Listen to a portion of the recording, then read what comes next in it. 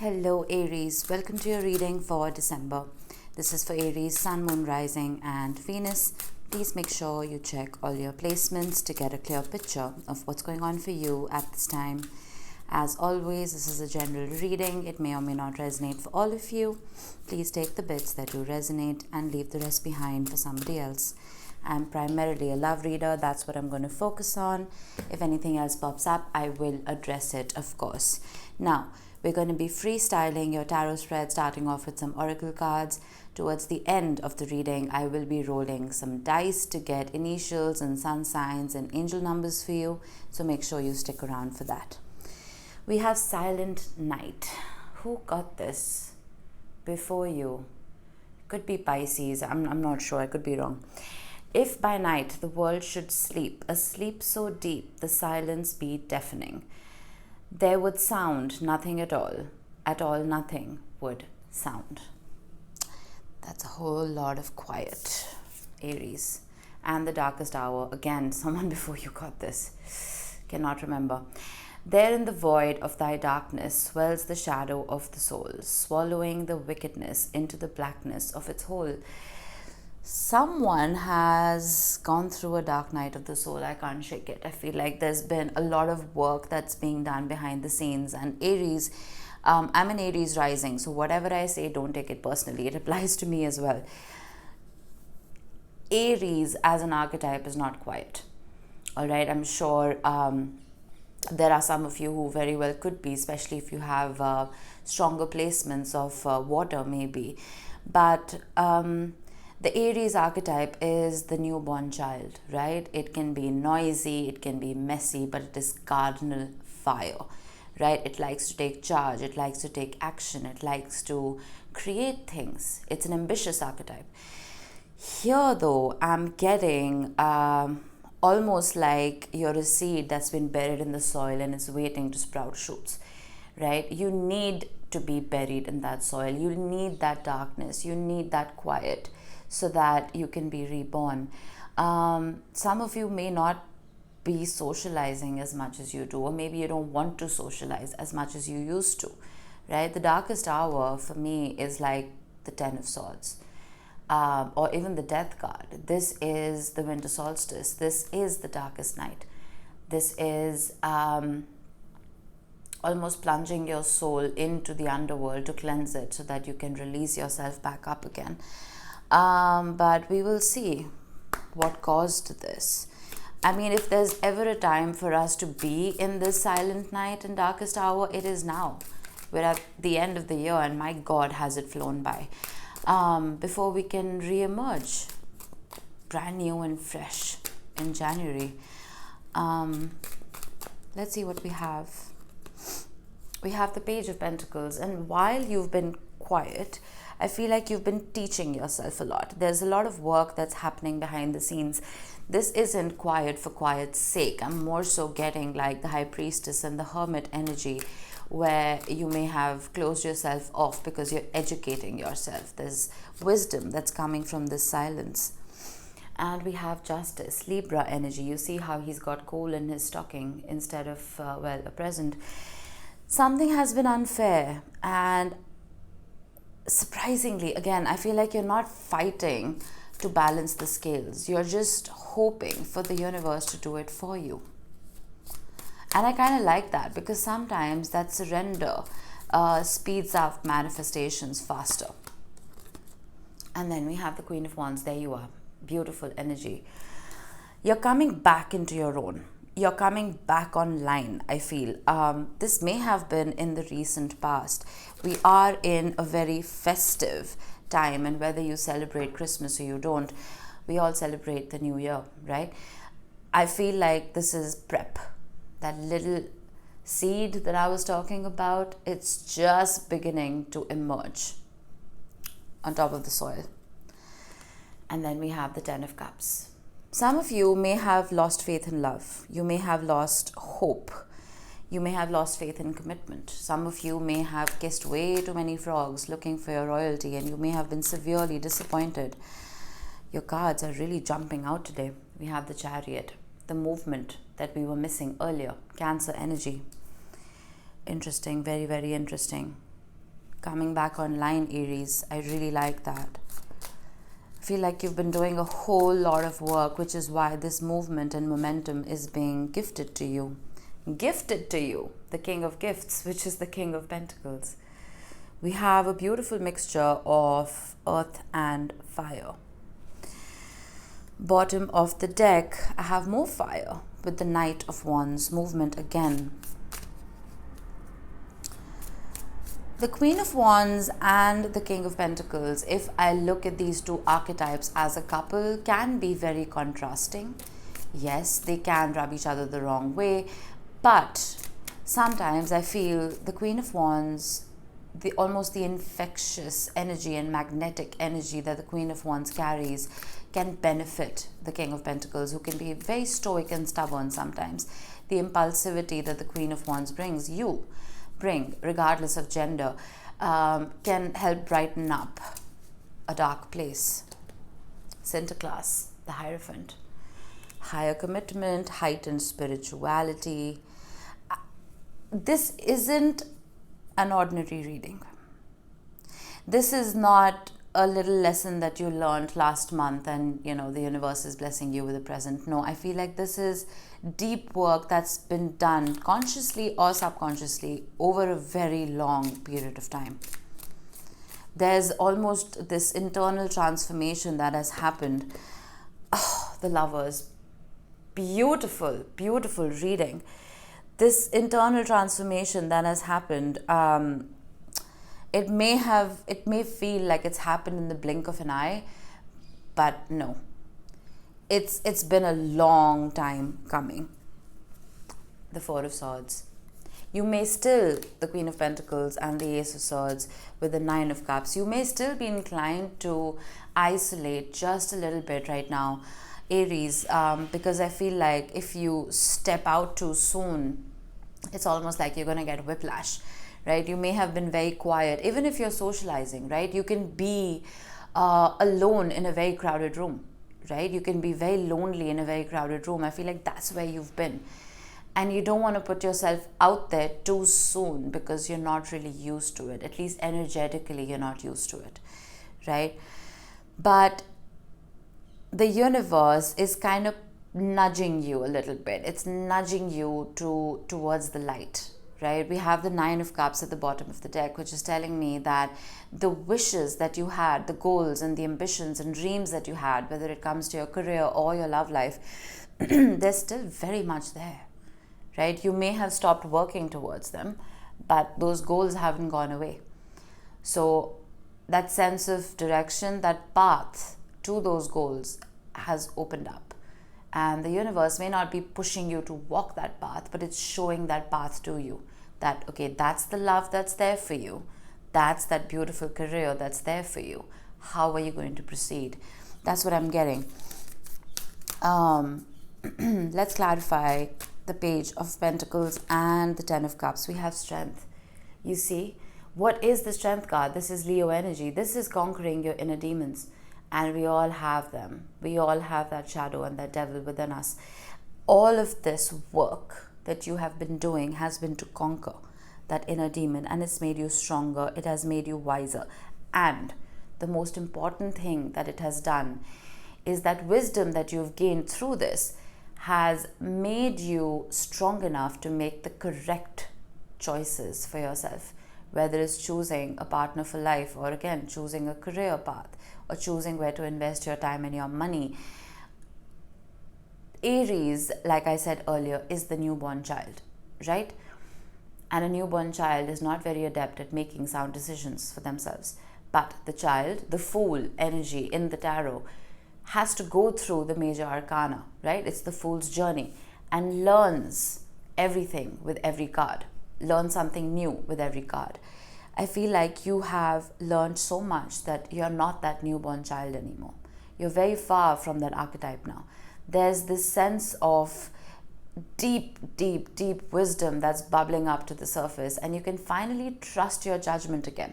As an Aries rising, I don't trust my judgment sometimes, most of the time. My Cancer sun keeps me a little rooted, but for an Aries, it can be a little difficult. But there's a lot of unconditional love for self that has shown up here. And that unconditional love is what is leading you to this 10 of Cups. We did see the 9 of Cups at the bottom of the deck. What is the 9 of Cups? That is, yes, a wish fulfilled, but it is also being incredibly happy within your own company. In that silent night, when you're sitting on that red velvet chair, you're not feeling lonely. You may be alone, but you're not lonely, right? That is when the last cup, or the Ace of Cups, is sent to you by the universe to complete this 10 of Cups, which is a happily ever after. So that internalization, that work that has been done, is going to serve you very well. We have the 6 of Swords. Anything that has been unfair or unjust, you see, we have movement here and we have movement here with the Chariot. Anything that has been unfair or unjust, I feel like you're not dilly-dallying there anymore. You may have, I did say you're leaving this up to the universe, right? You may have earlier tried to reverse situations that were unbalanced. You may have tried to take karmic justice into your own hands, but I feel like you very quickly realized that karma, when it has to be served, it's not you who's going to serve it. It's the universe. And look what we have at the bottom, the Death card. I mentioned it when we got the Darkest Hour. Letting transformation happen when it's due to happen, and distancing yourself from people, places, and situations that don't give back, right? I understand the whole concept of being unselfish and kind and, unconditional love, which I mentioned earlier. But that can very quickly turn into people walking all over you. And I feel like you've learned that lesson, right? So you're not walking away, you're running away from unbalanced situations. And it's back after all that shuffling, the Death card. There could be a relationship or a situation where you felt like you weren't seeing eye to eye with somebody, right? Where, like I said earlier, with the Wand suit and the Pentacle suit, there was a mismatch in energy and frequency. The 7 of Swords. There was always this theme of having one foot out the door. The Queen of Wands and the King of Pentacles can find it very difficult to make a situation permanent. Okay, there's a lot of impulsivity that can get into the picture, because the King of Pentacles, of course, is very stoic, like I said, can be very stubborn, but the Queen of Wands is impulsive. It's a very inspired energy. She doesn't like to stay stagnant. And when I say he or she, just don't take the gender with you, just take the energy. Something is transforming here, and I'm going to do something that I haven't done before. I'm going to get one more card to see, and there we go, the child. I was mentioning the newborn child, right? This is your energy. A lot of people confuse the child for being an Aquarius, Uranus energy, or an Aries energy. I feel like it's both. It is the concept of impulsivity, of taking a leap of faith, of taking calculated risks, right? Because you're dying to start new things. You are cardinal fire. I feel like whoever was holding you back here, it could be this King of Pentacles, right? It is possible. It could be someone who is very unchanging in their ways and was almost stifling your creativity. That is shifting. The Death card doesn't mean the end of something. It is a transformation of something, right? Because energy can never be created and it can never be destroyed. Just like there's never any new water that's created on the planet. It's just recycled, right? Something is being recycled here, and there's almost this shift when it comes to this King of Pentacles. Whoever this is for you, whoever unchanging person this is for you in your life, I feel like they are absorbing a little bit of your infectious energy. The 7 of Swords. I can't shake that, but let me get a few clarifying cards for the Hierophant and the Lovers. Look at the beautiful bookenders of this reading. It's amazing. We have the Page of Wands. Let me get 2 more and then we'll talk about it. We have the Knight of Pentacles. There's a lot of people in your reading. You see how Wands and Pentacles are not leaving each other? Fire and Earth, they're connected. They're not leaving each other. And the 4 of Swords. I'm suddenly getting that I don't want either of you, whoever this is that we're talking about, I don't want either of you to lose yourselves in translation. Okay, we lose yourselves, exactly. We have the Magician. I don't want you to lose your inherent nature just trying to balance out a situation that has been disbalanced for a very long time. You cannot change who you are. You can evolve, you can grow, of course, but you can't change your inherent nature, the inherent template that you were born with. You can change your destiny to a very small extent, yes, but at the same time, the universe is puppeting us all. Here, I'm feeling like, why? There's someone honking. It's 7 a.m. Sorry about that. What was I saying? I lost my train of thought. Anyway, with the Hierophant, this is authenticity, right? This is your inner template. This is your personality. With these two very different archetypes of the Knight of Pentacles and the Page of Wands, there is a very stark difference. And the Four of Swords here is telling me to tell you to be silent for just a little while till you can gauge the situation. I feel like the two of you may be forcing each other to connect, while there is a very severe disconnect in your inherent natures. You can't help it, right? It's like a bird and a fish. I know, completely different elements, but a bird and a fish cannot really be in a relationship. I'm not saying you can't be in a relationship with this person, but the problems that you're having are not because of circumstances and situations and your tempers and your emotions. No, it has more to do with your inherent nature. I don't know how you're going to get over that, to be very frank. While the Queen of Wands can be a beautiful influence on the King of Pentacles, the King of Pentacles needs to be receptive of that influence. And the King of Pentacles is not always the most receptive archetype. It's a very generous and giving archetype, but not very good at receiving. We have the Knight of Cups with the Lovers, which is a beautiful energy. Now that is interesting because we are suddenly seeing water. With the Two of Swords, are you dealing with two people? If not, you may soon be. There could be another person coming in who matches your frequency just a little more, where earlier you may have felt like you were butting heads with somebody or just banging your head against a wall. There's a fresher energy that's coming in. And then we have the Empress, a fresher energy that makes you feel more sure of yourself. Now, this silent night and the darkest hour that we were talking about earlier, the wisdom that you have gained, I feel like it's going to be tested now. It's like you've been studying all year and you have the biggest exam of your life and you're asking yourself if you're ready. I feel like you are.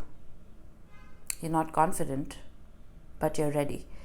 There is a decision that needs to be made here, Aries, and I'm not going to put pressure on you and tell you that, oh, you cannot start the new year in this stalemate energy, Aries. You need to start afresh. No, New Year resolutions are bullshit. We follow them for a week and then they're out the door. But you want to have that clear sense of direction that I was talking about. With the universe showing you your goals, you want love, you want a happy career, whatever, right? The path is open to you. Are you going to go about it in circles or are you going to take the straight line? There has to be a straight line here. I feel like you're confusing yourself. You may be, it's like putting a square peg in a round hole. You're trying to fit yourself into something that you're not supposed to fit into, when there's something else that is much more suited to you. I don't know if this applies. I don't think this is going to apply to everybody. Not all of you are dealing with two different people, but you were very keen in the middle right here to get out of this disbalanced situation. But then I see you faltering just a little bit. Don't falter. The Two of Swords is an indecision. It is a card of not being able to unwind yourself enough to see that clear sense of direction. But not taking a decision is a decision in its own right, because it has consequences. The consequence is that you stay stuck. And what does the universe do when we are stuck? It creates tower moments because it wants to destroy that stalemate. It wants you to grow and evolve, right? So something here is shifting. I am not certain if this Pentacles archetype, whoever this person is turning into a more malleable form with the Knight of Cups, or it's somebody brand new.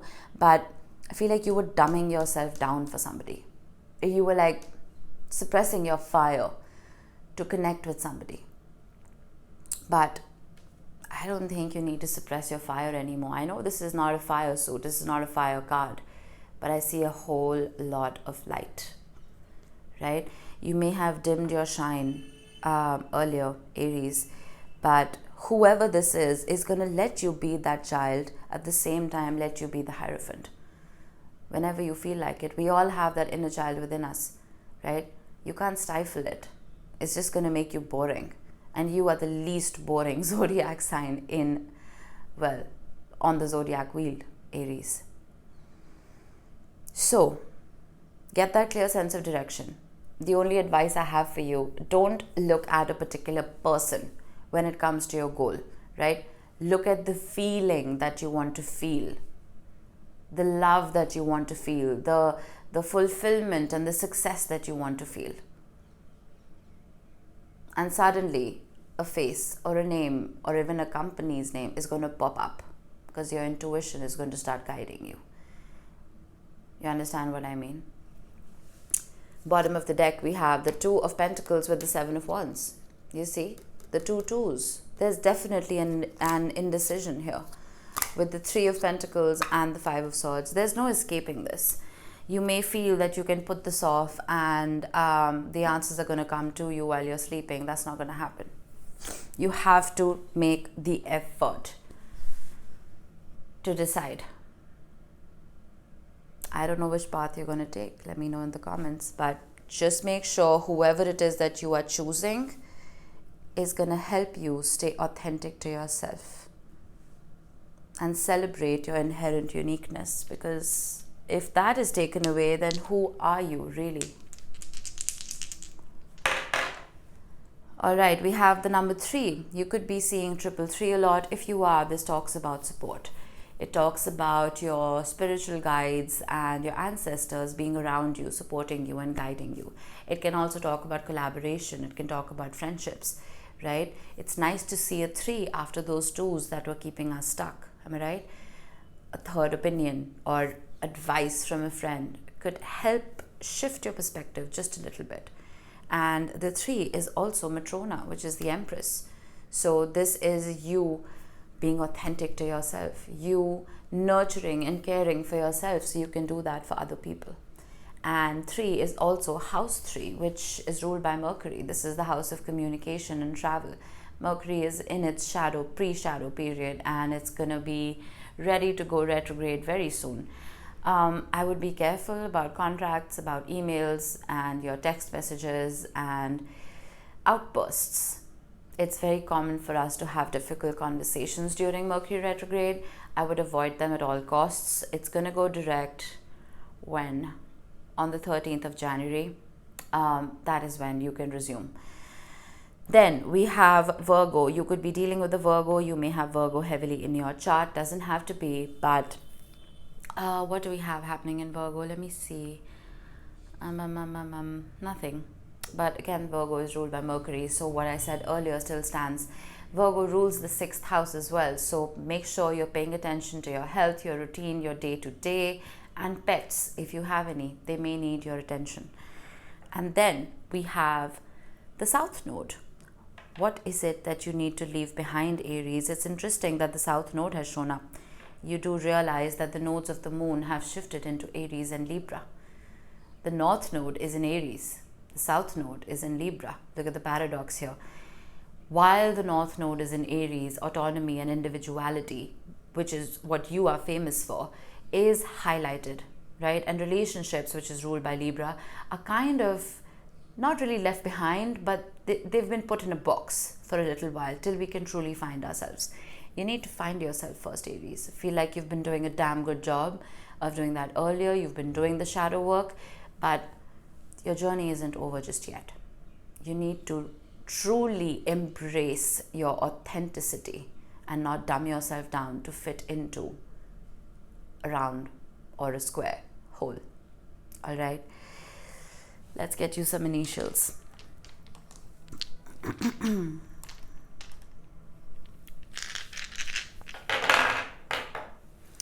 We have the letters L again, interesting, A, oh, that shifted into a P, so we're going to take L and P both.